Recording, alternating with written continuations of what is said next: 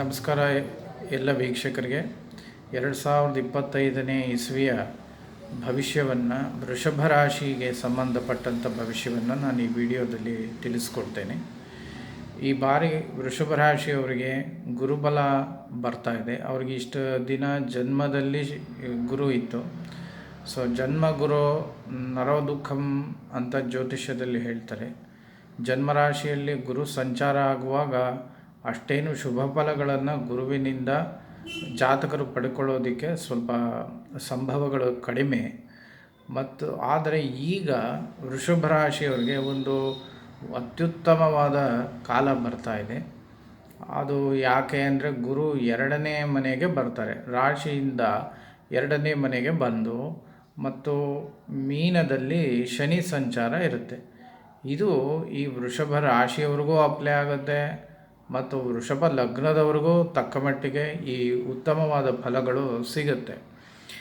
ಈಗ ಈ ಗುರು 2ನೇ ಮನೆಯಲ್ಲಿ ಸಂಚಾರ ಮಾಡೋದ್ರಿಂದ ಫೈನಾನ್ಸ್ಗೆ ಸಂಬಂಧಪಟ್ಟಂಗೆ, ಆರ್ಥಿಕ ವ್ಯವಹಾರಗಳಿಗೆ, ಚಟುವಟಿಕೆಗಳಿಗೆ ಸಂಬಂಧಪಟ್ಟಂಗೆ ಇವರಿಗೆ ಅತ್ಯುತ್ತಮವಾದ ಲಾಭಗಳು ಆಗುತ್ತೆ.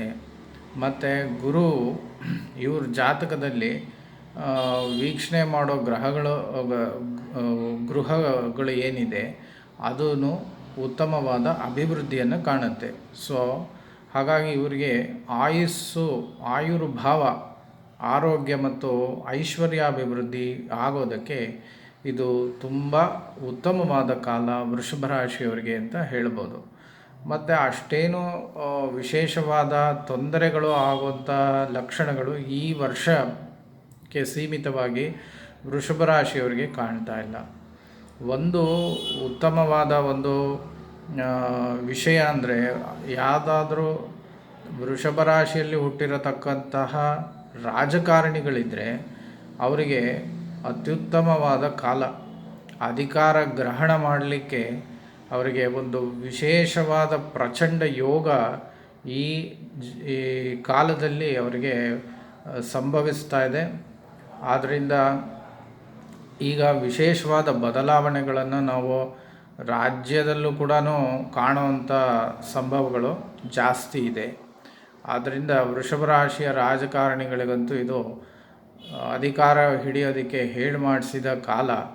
ಯಾಕೆಂದರೆ ರಾಹುವಿನಿಂದ ಕೂಡ ಅವರಿಗೆ ಒಂದು ಪ್ರಚಂಡ ಯೋಗ ಬರ್ತಾ ಇದೆ. ಆದ್ದರಿಂದ ಅವರು ಕೂಡ ಹೆಚ್ಚು ವಿಶೇಷವಾದ ಪ್ರಯತ್ನಗಳನ್ನು, ದೈವಿಕ ಪ್ರಯತ್ನಗಳನ್ನು ಕೂಡ ಇದಕ್ಕೆ ಪಡೋದು ಉತ್ತಮ.